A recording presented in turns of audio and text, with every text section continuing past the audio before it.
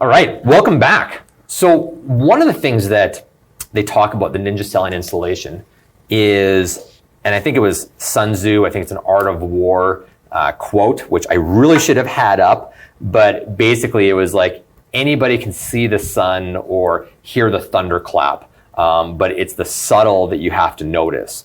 And right now, we're definitely in a position where some people have to sell, and this is not applicable to COVID times or anything. This is applicable to all marketplaces. Right. But one of the things to be a phenomenal realtor, a phenomenal salesperson or business person in general, is that you have to get past this just succeeding through what they call thunderclap markets. Like 2014, we saw a thunderclap market. 2006 to 5, 6, 7, we saw thunderclap markets, right, where realtors are just order takers. And then things slow down and they're like, where's my next meal? And well, one of the things you have to do is you have to watch for the subtle. You have to be able to understand why people buy and sell and how to find those transactions that will happen. And transactions are happening all around you. You just need to adjust your antenna to be able to pick up those frequencies. And what I mean, you're just going to notice more things. Yeah. That's it. You got to tune in to what's out there, and you need a keen eye to be able to understand that. We want to try to talk about some of that today. Nice. It's funny, once you're really tuned in, you're sitting at a restaurant and 5 tables over, you hear somebody, maybe we should listen. You're like, huh? Yeah, it is. And even you'll even start to be tuned into someone just like, oh, congratulations on the new baby. Yeah. And you're just like, I bet you're going to make a real estate decision. And yeah, well, let's go through some of these. Actually, hold on a second here. I'm supposed to, I have a PowerPoint for all of you. 1 second. Or it's a keynote presentation. Let's give Apple their credit. All right, Addie, go ahead and show my screen here. So this is discovering the hidden transactions you may be missing. And of course, I've put the CR logo on, and we got the overlay of the CR Live logo, and that's my bad. So, thank you, Addie. That's awesome. Okay, so discovering the hidden transactions you may be missing. So kicking us off right away is ninja sellings.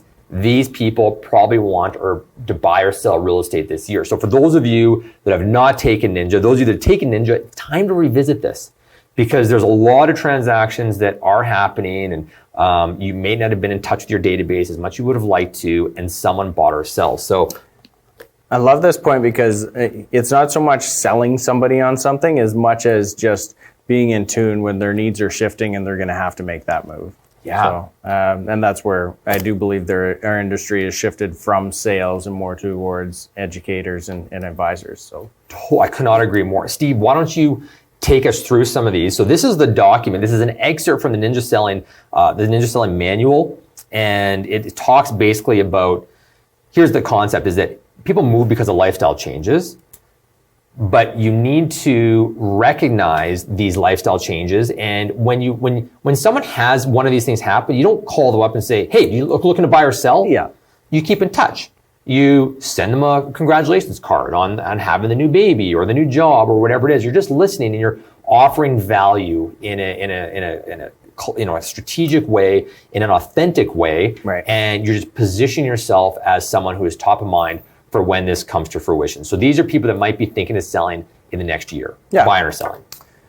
So first couple points, have had an increase in family size this year. This can be either having their own kids, this can be merged families. And also one thing that is happening a lot right now is families moving back in with one another, meaning in with your parents, or your parents are moving in with you. So all of this is transitioning, and that's something definitely to pay attention for. Another one is having children age 10 and under.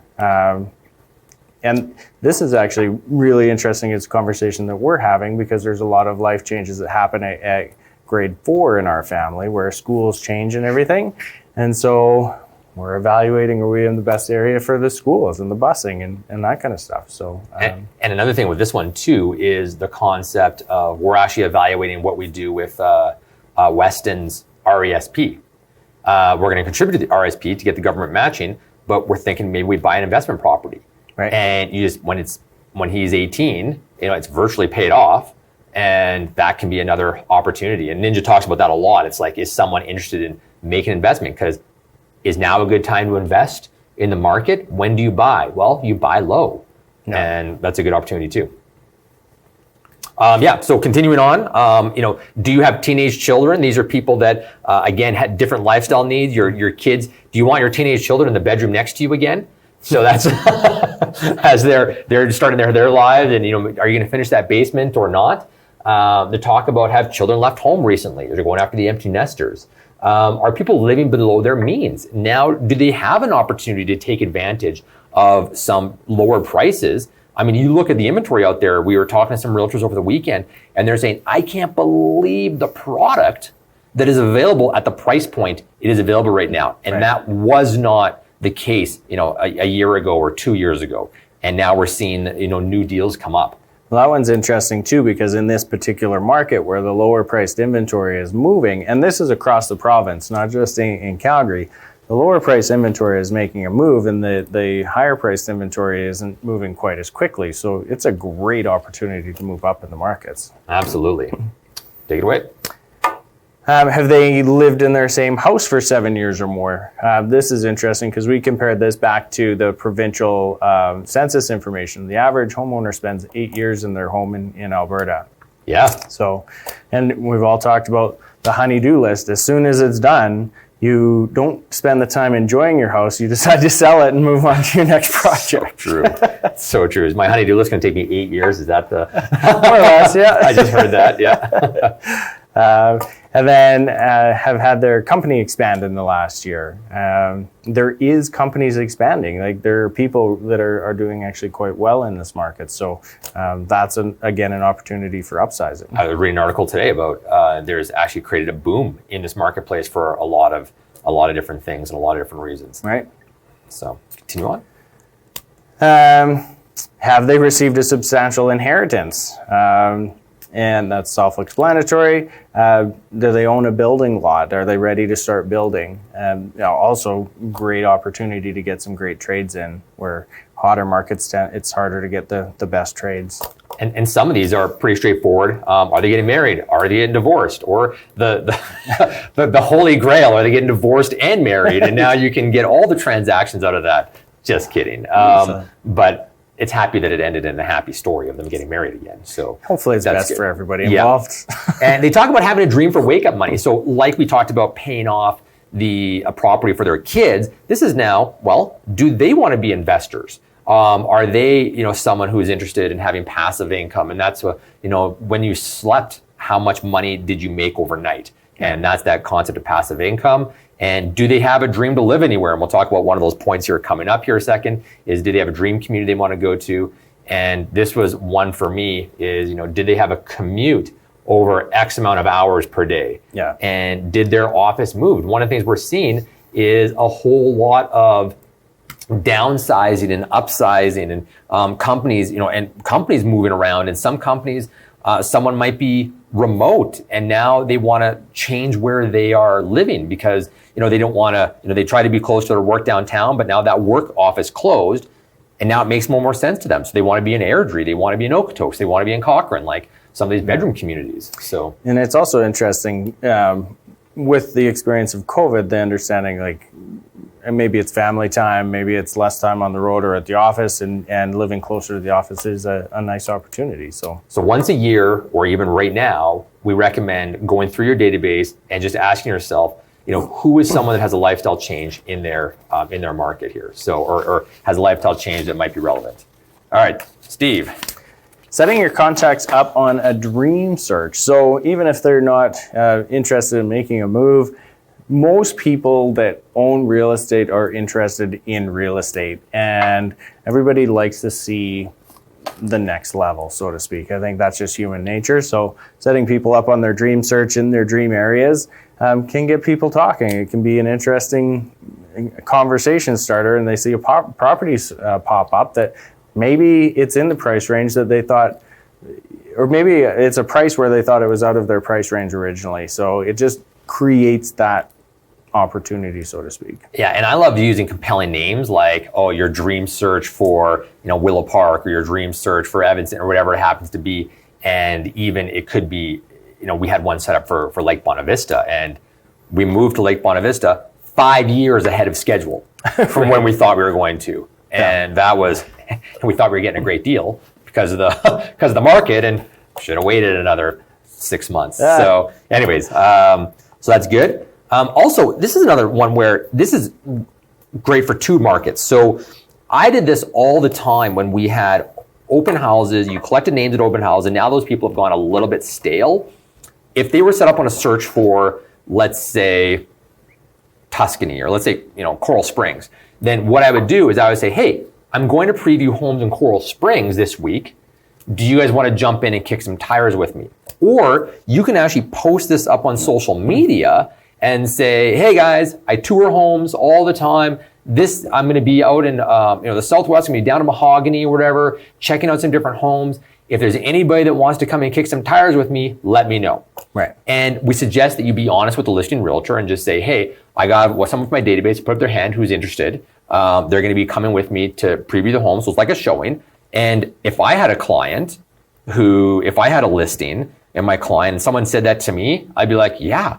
Like if the listing shows well, get them out there. Let's wet their whistle. Let's get them thinking about it.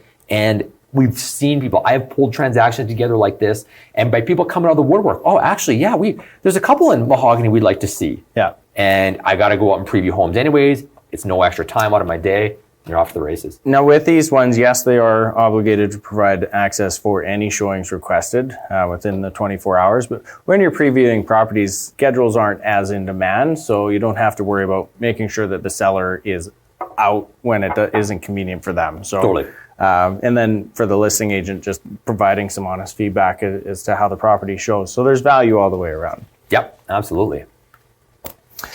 I love this one. So when a CIR agent posts on the Facebook page in search of, I've got a buyer looking for this. Who has this coming up in this area? That's an opportunity for every other agent to reach out to the people that they know that have similar houses as to what's being described. Huge. Or get to work prospecting. For the newer agents that don't have, or that have more time than the experienced agents with the clients, then door knocking, cold calling, open houses in those areas, talking to the neighbors. It's a great opportunity. Huge. And I love the concept of, if someone approached you, and just think about your own house. If someone called you up and said, hey, I have a client who's looking for a 4-bedroom home in that area. I know you guys have one like that. Would you consider selling if the price made sense? Right. And you'll be so shocked. And people are like, well, where would we move? Well, we did see a house the other day in Tuscany or wherever we want. And, can you maybe give us some information on that? And it just gets people thinking. You plant a seed, and that seed germinates, and suddenly you create transactions. You literally create transactions. Now, even phrasing the question is so important. For the right price, would you consider selling? Yes. Because that opens up the conversation. Instead of asking, are you thinking about moving? Well, no, I'm not. Yeah. But for the right price, would you consider selling your home?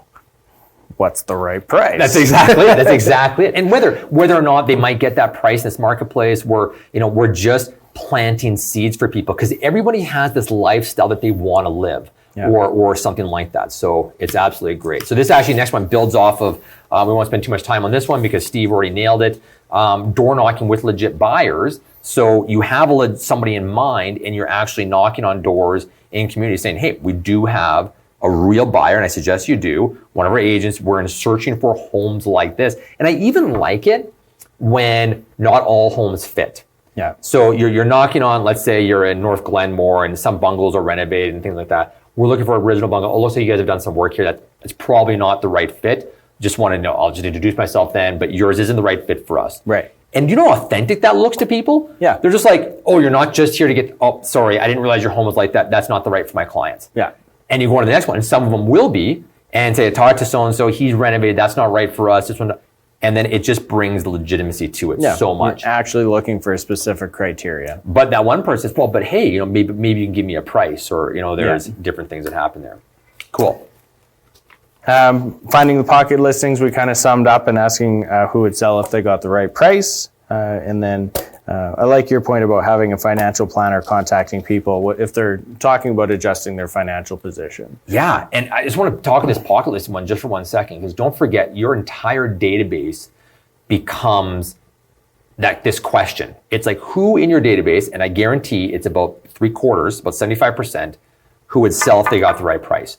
And everyone's price, not everyone has this dream price. Well, for $3 million, I'll sell. Lots of people are just like, if I got 520, I would do this. Yeah. And this ties into, especially today's with this financial planner, how many people right now going through COVID are re-looking at their personal finances?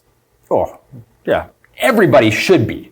If you're not, everyone should be, because now's the time to look and say, is this the right house for me?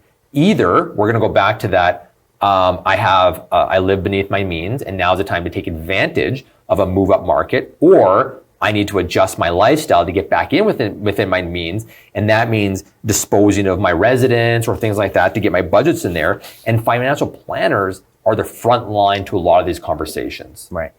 So I think if you don't have a relationship with one right now, I suggest you interview a few, find some that fit, make sure they have good reviews, even talk to your clients about who do you recommend. Right. And now, your clients are always happy to provide recommendations. So those are a few things that you guys can think about where to just, find the subtle, listen to those lifestyle changes. Yeah.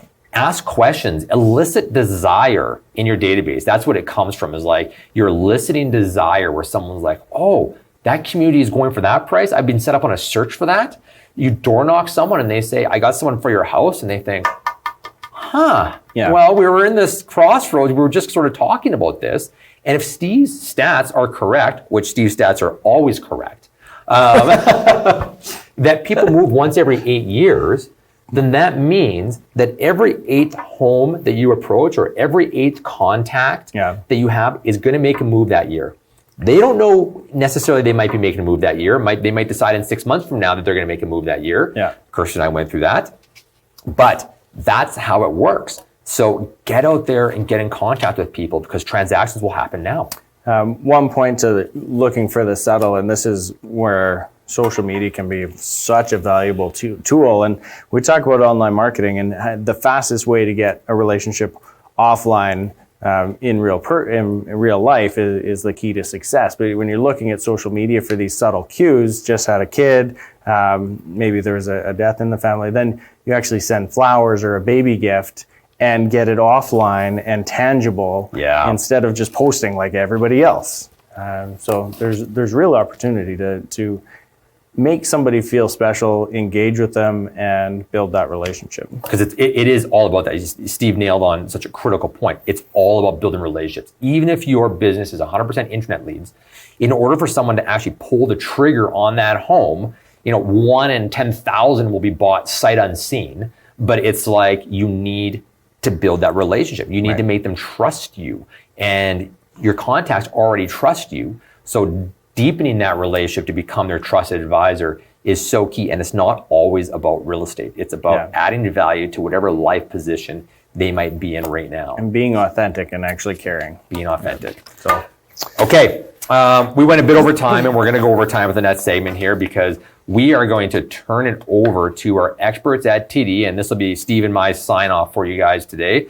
And they are going to take you through the CMHC changes, which is motivating a lot of people right now to make a move. But I want to have you guys listen to what they're saying, because they're not worried about it impacting the market that much. It's time that you educate clients about this, buyers, thinking they're going to be able to put in offers 10% below list price and things like that. Let's educate people.